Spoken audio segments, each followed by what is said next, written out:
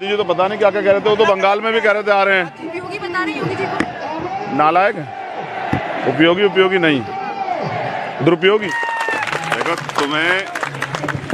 तुम्हें बोलना पड़ेगा, नारों से काम नहीं चलेगा। ये हमें दे दो तिरंगा, लो पकड़ो। और यहाँ कोई नहीं है, सिर्फ तुम अकेली। आज रोएंगी नहीं? हाँ आज रोएगी नहीं हमारी छोटी बहन, आज वो अपने दिल की बात रखेगी, बिल्कुल नहीं रोएगी। नहीं, आप जानवर होता है, शेर हो। जानवर होता है। जो भाई को जानवर क्यों कह रही है बताओ? ऐसा नहीं कहना। ताकतवर होता है उसको फौजी बन कर आना, क्योंकि इस बार मैं फौजी बनकर ही जाऊंगी। महीना का बच्चा है, मैं यहाँ पे आ रही हूँ 11 महीना से।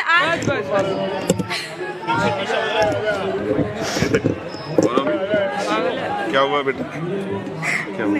बहुत बोलना चाहती हूँ लेकिन मैं अभी बता बोलना? नहीं सकती। ये पानी देना को रख के, मेरी भाभी है, मेरी भाभी भी अनपढ़ आई है, तो उसको भी पता नहीं दवाई कौन सा मेडिसिन टाइम पे देना है। रोजगार देने को पूछने वाला है, कहाँ दो रोजगार? प्राइम मिनिस्टर जैसा आदमी झूठ बोलता है 15 लाख देंगे, कहाँ है? कहा कि देश की इकोनॉमी को देखो 5 ट्रिलियन बना देंगे, कहाँ है? माइनस में। अरे उनसे पूछो सब जाके प्रधानमंत्री से कि देश का रुपया, आप कहते थे कि अगर सरकार गलत हो तब जो है कमजोर होता है। आज 76 रुपए हो गए आपके राज्य में, महंगाई के वो हाल देखो क्या है। जब कच्चे तेल के दाम कम थे ना, तो भी यहाँ 100 रुपए पेट्रोल बिका है, डीजल 100 रुपए तक चला गया। ये ऐसी सरकार है। तो ये झूठी निकम्मी और युवा, मजदूर, किसान, महिला विरोधी सरकार को जनता सबक सिखाएगी 2022 में, जहाँ जहाँ चुनाव है। मोदी जी का एक नारा है, सबका साथ सबका विकास। ये नौजवान है, अब इनको ये भी वो हिंदुत्व का बड़ा नारा देते हैं। अब चेक आप एक आदमी से पूछ लो हिंदू कितने, मुसलमान कितने, आपको पता लग जाए। मोदी जी के नारों पे मत जाइए। अभी क्या करने वाले हैं? अभी का क्या प्लान है? हमने बात की है प्रशासन से हमने कहा है, क्योंकि देना जो कुछ है वो गृह मंत्रालय को देना है। हम अगर गृह मंत्री होते तो इन सबको नियुक्ति लेटर दे दिए होते अभी, और इनको बिठा के बस में भिजवाते घर की, जाओ भाई अपने घर पहुंचो, जाके फिर अपना जो है परिवार से मिलकर नियुक्ति लेने जाना, ज्वाइन करना। लेकिन हम गृह मंत्री नहीं है ना प्राइम मिनिस्टर हैं, हम अभी लड़ सकते हैं, हम लड़ रहे हैं। गृहमंत्री को ज्ञापन ये पहले भी दे चुके हैं कई बार। हाँ, लेकिन उसका नतीजा अब मैं क्या कह रहा हूँ, अब वो जो भी ज्ञापन देना पड़ेगा गृह मंत्री को देना पड़ेगा। अब हम श्रीलंका के गृह मंत्री को तो ज्ञापन नहीं देंगे, ना ही देंगे। अमेरिका गृह मंत्री को नौकरी तो हम भारत के रहने वाले, भारत के गृह मंत्री से बात करनी है, तो ज्ञापन भी इसलिए दे रहे हैं कि प्रक्रिया आगे बढ़े। जैसे किसानों की बातचीत हुई, सुनिए किसानों का हल कैसे निकला कि उनकी 12-13 राउंड में बातचीत हुई। हम ये चाहते हैं कि इनकी मांगों पे बातचीत हो और इनका हल निकले। सर ये इतने लंबे समय से चल रहा है, क्या लगता है इस प्रदर्शन का कुछ असर यूपी चुनाव पे पड़ेगा? बिल्कुल पड़ेगा। नौजवान जब तय कर ले और समझ जाए कि वोट की वैल्यू क्या है, फिर देखो फर्क पड़ता है। सर मोदी जी कह रहे हैं कि यूपी में फिर बाबा जी आ रहे हैं। अब मोदी जी तो पता नहीं क्या क्या कह रहे थे, वो तो बंगाल में भी कह रहे थे आ रहे हैं। उपयोगी बता रहे योगी जी को। नालायक है, उपयोगी नहीं, दुरुपयोगी। सत्ता का दुरुपयोग करके सत्ता में बने रहना चाहते हैं, उन्हें मतलब नहीं है किसी से। संसद का घेराव करेंगे। जनता के हित का कौन सा काम हो रहा है बताइए ना? महिला सुरक्षित है क्या? जिन महिलाओं से संवाद कर रहे हैं 4.5 साल में तो याद नहीं आई। मैं समझ रहा हूँ कि यूपी चुनाव की वजह से सरकार ने किसान कानून वापस लिए हैं और अब SSC GD के बच्चों को भी अधिकार देने पड़ेंगे। हम इसको वोट से जोड़ने का काम करेंगे इस आंदोलन को। हम आंदोलन वापस लिया है, वो चुनाव की रणनीति। हाँ बिल्कुल, मुझे क्या, सबको पता है। ये अब अगर आप वापस में इनको नियुक्ति पत्र मिलता है, आप इनको भी। हाँ, हम इनसे कहेंगे अगर आज आपकी मांग ना मानी जाए तो जहाँ बीजेपी की रैली हो वहीं चले जाओ आप लोग, अपने बैनर पोस्टर लेकर। प्रधानमंत्री जो आए, गृह मंत्री आए, मुख्यमंत्री कहो कि रोजगार कहाँ जाए, 69,000 शिक्षक भर्ती वाले किए हैं। ये सरकार सुनती नहीं है। प्रधानमंत्री वहीं है और वहीं 69,000 शिक्षक भर्ती के बच्चे हॉस्पिटलों में भर्ती हो गए हैं भूख हड़ताल से। सुनती नहीं, सुनाना पड़ता है। जनता लड़ेगी, क्या करे जनता? अब हथियार तो उठाने से रही, ये तो लोकतंत्र है ना, तो आप विरोध करेगी। लेकिन आप अक्सर कहते हैं कि धमाके की जरूरत होती है उनकी मेरी सरकार को सुनाने। वो तो हम करते रहते हैं, उसके लिए नौजवानों की जरूरत नहीं है। आज कौन सा धमाका कर रहे हैं? बना रहे हैं, प्लान है, प्लान है, बड़ा प्लान है। प्लान ऑफ एक्शन क्या है सर? यहाँ से क्या करने वाले? बता दिया आपको, कुछ बचेगा ही नहीं। बहुत सारे कैमरों से रिकॉर्ड हो रहा है ना। अभी तो बच्चे जो कहें, अगर बच्चे कहें कि जेल, हम तो जेल जाने के लिए तैयार बैठे हैं। अगर गृह मंत्री जेल भेज दे, धन्यवाद उनका। मुकदमे डरते नहीं है। जब लोग कलाई में घड़ी पहनते तब हम हथकड़ी पहने हुए लोग हैं। हमें क्या मतलब इन सब चीज़ों से? अगर उनके हक की लड़ाई के लिए कोई बलिदान देना पड़ा या कोई कुर्बानी तो देंगे। आपके नाम से इन बच्चों में इतना जोश है कि कल से ही तैयार बैठे हैं ये जेलों में जाने के लिए, हथकड़ियाँ पहनने के लिए। हाँ, क्योंकि ये हमसे नहीं, ये जो देश के लिए जिन्होंने बलिदान दी, ये मांगने क्या है? नौकरी कौन सी मांग रहे हैं पता आपको?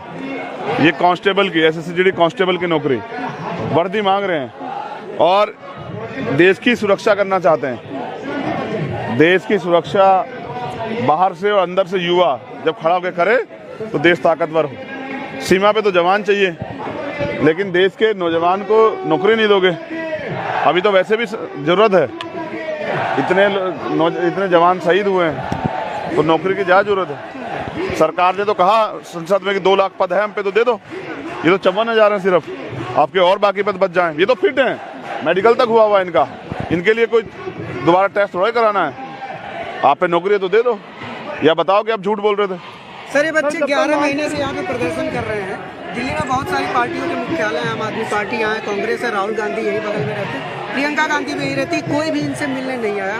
आप आए हैं यूपी से, तो क्या अब नहीं, हम यूपी से नहीं आए, हम तो यहीं दिल्ली पे घुटना टेक लिए।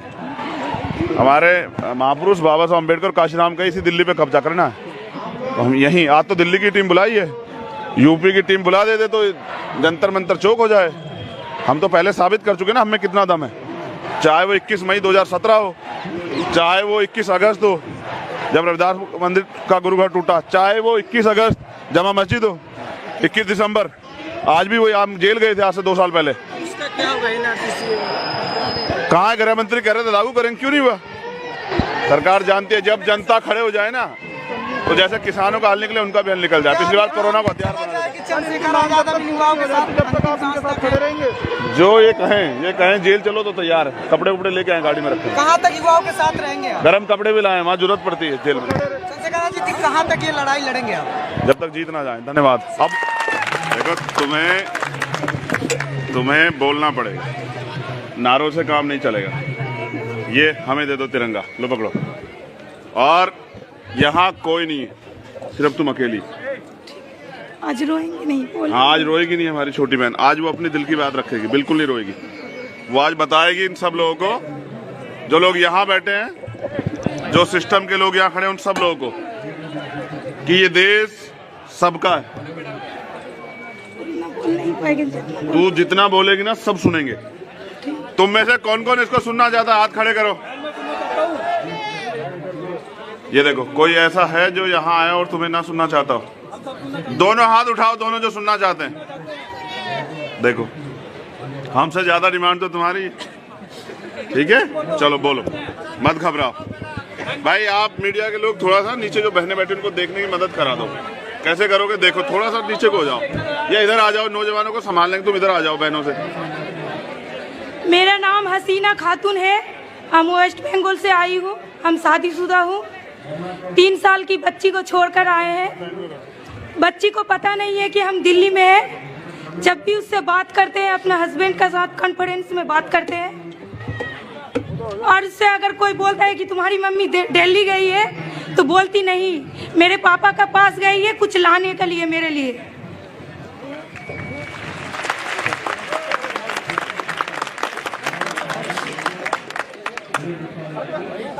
क्यों चाहती हो वर्दी? क्योंकि मेरा जुनून है वर्दी। हम देश का कुछ करना चाहते हैं, इसलिए हम एनसीसी ज्वाइन किए थे। पीसी सर्टिफिकेट भी है हमारे पास। 2012 में हम रिपब्लिक डे कैंप में आए थे, 26 जनवरी का परेड में। तुम तो मुसलमान हो, मुसलमान इसमें मुसलमान और हिंदू कोई जाति नहीं चलता। यहाँ पे अगर किसी को कोई बता दे कि कौन सा जाति है, तो हम अपना नाम बदल देंगे।